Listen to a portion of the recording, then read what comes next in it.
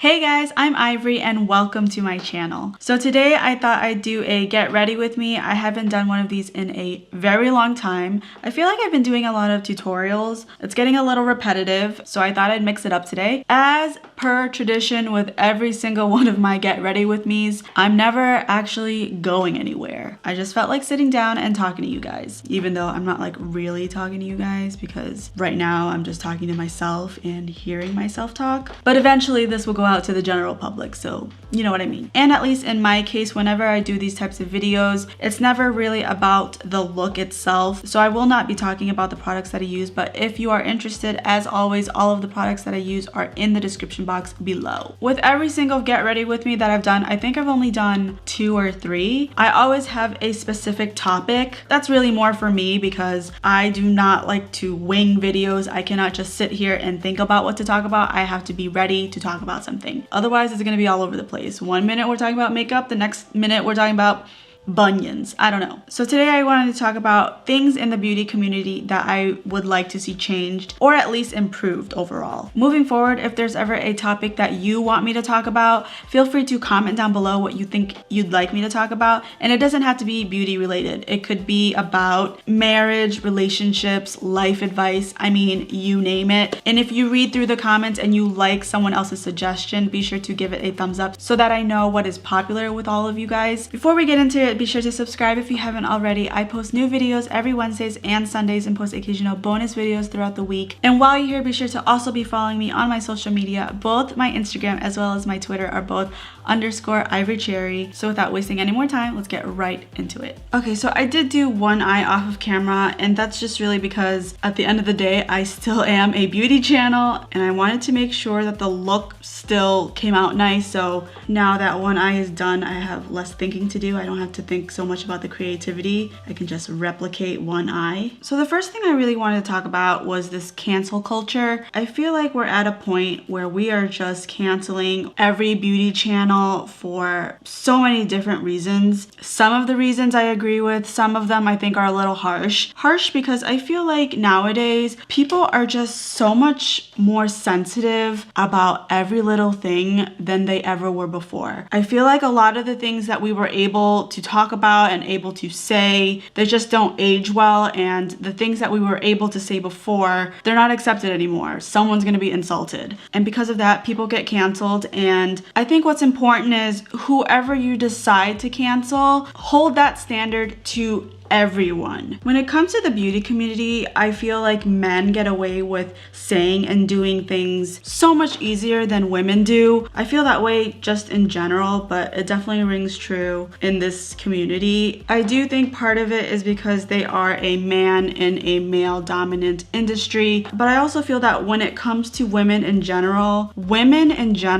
seem to root for each other as long as that person is the underdog. As soon as the person is no longer the underdog, they're considered a threat. And I'm not just talking about racism here. I'm talking about economic class, getting work done, or having surgery. Men do not get shamed the same way that women do about it. For women, it's like, why would you do that? You are setting a bad example that you need to fix yourself and have a lot of money to be beautiful. But if a man did something like that, it's like, you do you, boo. The standard really isn't the same. Take, for example, something as simple as a house tour. When a man does it and he shows his things, you just think of him as successful. He earned everything that he has. But when women do it, they're a sellout. They've changed. They're showing off. They're bragging. And then people cancel these women because they're no longer relatable. I'm not really sure what people expect when people make it to do. Are they just supposed to be able to buy nice things and never be able to show it? Are they supposed to keep the same wage that they always have and give the rest to charity? I'm not really sure what people want.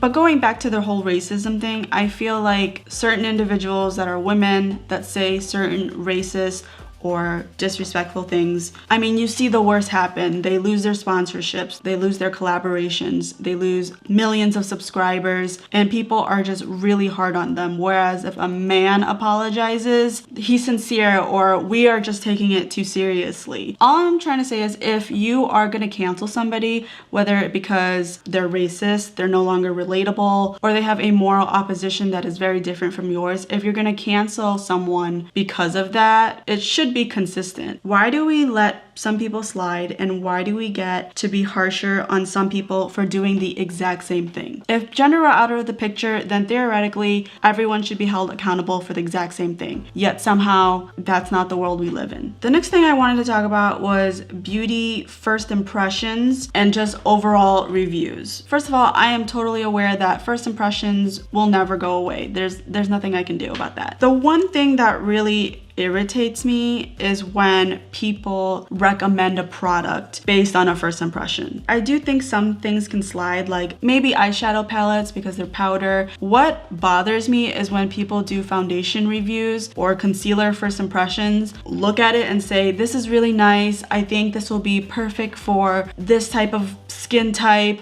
I think it's worth your money. Go out and get it. As an oily skin person, obviously that's not gonna fly with me because I don't really care how it looks at first. I mean, I sort of care, but I really care more about how it's gonna wear. There's nothing in those videos that help me decide whether or not a foundation, a concealer, really any cream or liquid product is worth my money. And to me, recommending a foundation without doing a wear test is like trying to sell a car without actually being able to test drive it first. It doesn't make sense, right? You should at least have it on for a good period amount of time before you come to that conclusion. And that brings me to my next topic, which is just wear tests in general. When I say a person should do a wear test for a foundation before recommending it, 3 hours, 5 hours, 7 hours doesn't really count as a wear test, not including nurses, flight attendants, bartenders. A lot of people have a 9-to-5 job. That's 8 hours plus commute, maybe a half hour each way. That's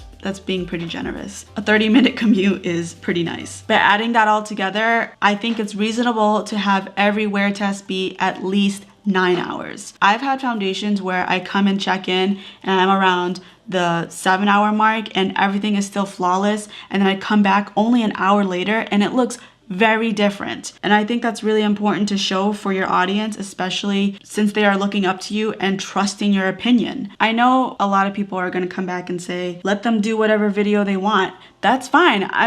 This is just my opinion. These are things that I hope change. I believe I have valid reasons why I think they should change. If you disagree, then that's fine. So the next thing I wanted to talk about is when people are upset and complain publicly to their subscribers and just to the general public about their views. This is not singling anyone out in particular. I've seen this from many different people, but essentially I've seen so many people post a video. It doesn't have the success that they assumed it was going to have when they upload it, and then they go ahead and do like a rant and say like, wow, I've never had a video tank so bad, or I'm really disappointed about how my video is doing. I understand that to a lot of bigger YouTubers this is a career, but at the same time, if your audience doesn't want to watch your video, then you complaining and bitching about it isn't gonna make me go, oh my god, I'm so sorry, the last thing I want to do is upset you. I'm gonna watch it 5 times, I promise. Take it as a learning experience. Realize that maybe whatever type of video it was didn't work out. Sometimes you just have a flop. There have been so many times where I think a video is gonna do well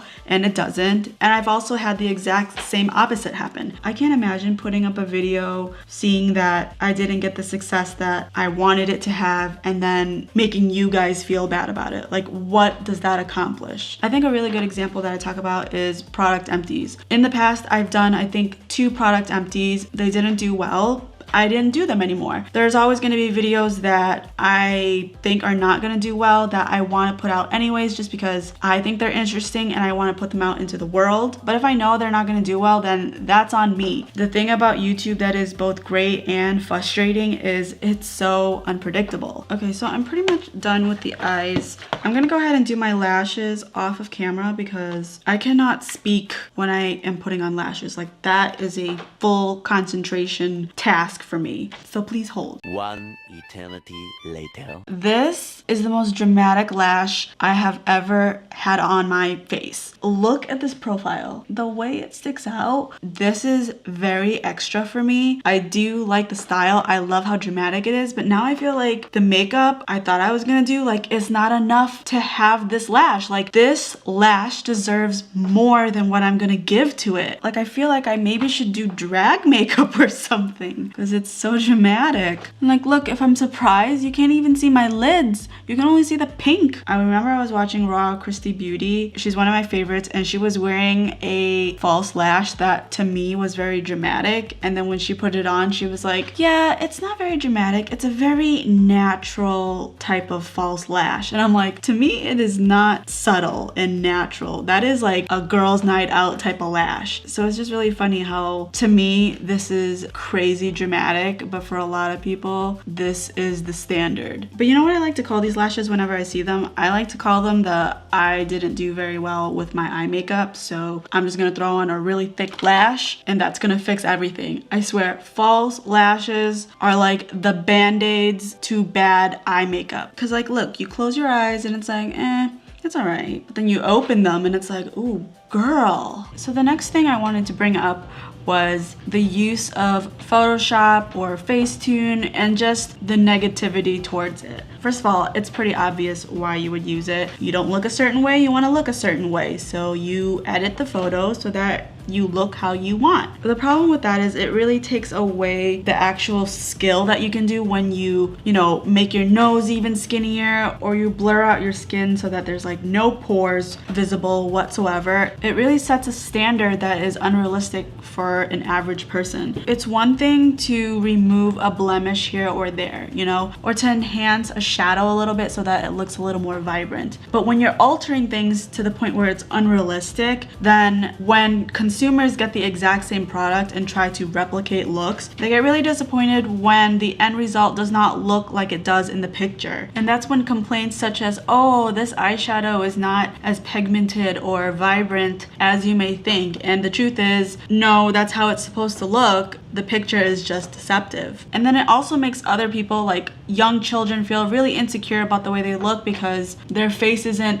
perfectly symmetrical or their nose contour doesn't look exactly the way yours does. And another problem I can see with this is if a makeup company wants to repost or share a photo that you did using their product, who do you think they're gonna choose? Are they gonna choose the person that decided to do unedited, where there is clearly some blemishes and flaws? Most likely not. They're gonna pick the person who edited their photos to make it look amazing. And I don't think the solution to that is, well, then we should all just be face tuning or photoshopping our photos so that we all have an equal chance. I personally don't think it's right. I don't think it's fair. I think it really confuses a lot of younger people in terms of self-confidence. And it really is a lie, okay? I would love to Photoshop my photos so that I have no acne, no discoloration. Trust me, I have thought about doing that so many times. But at the end of the day, how would it look if I looked that perfect in a photo and then they come and check out my channel and then they see me without foundation? That's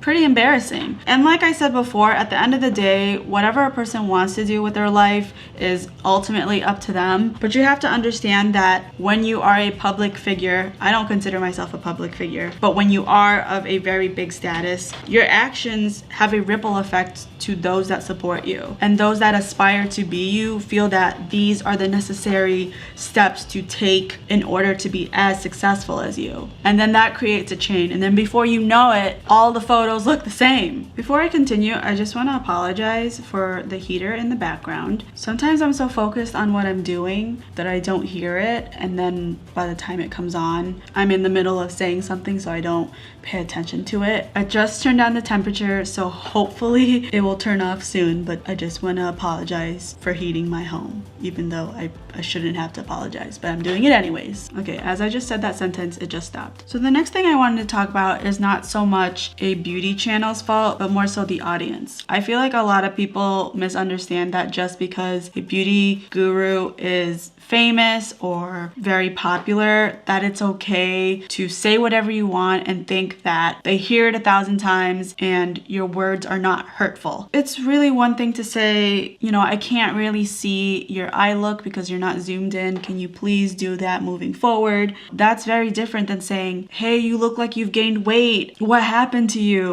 Or, oh, I don't like this eye look that you did. Then why did you click it? She probably put it in the freaking thumbnail. Why did you click it if you knew that you didn't like it? Every single time they get confronted, it's always, it's just an opinion, guys. I'm allowed to have an opinion. Listen, yes, you are allowed to have your opinion. Good for you for realizing that. But you also have to realize that these people are human beings, thus they have feelings. You really don't understand what they're going through. And at the end of the day, it's none of your freaking business, okay? I remember I was watching a video with Kathleen Lights. I remember someone telling her to change her thumbnail because it made her look stupid, and girls that do that type of face in a thumbnail look like they're not intelligent. And the first thing I thought is, does it really bother you that much that you felt the need to say that to her? And this person just went off saying, yes, it does bother me that much that I had to comment on it, and I said it nicely, it's just an opinion. And of course people also supported my comment and was like, no, you were rude, and whether you meant it out of love or not, it can be interpreted as hurtful. And of course this person doubled down.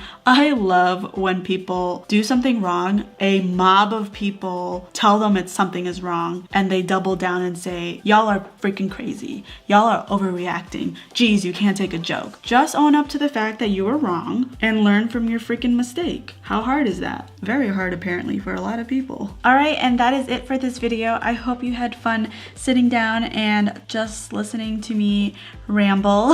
If you like these types of videos, be sure to give it a thumbs up and feel free to comment down below what other types of videos you'd like to see from me. Thank you so much for watching, and I will see you in my next one. Bye.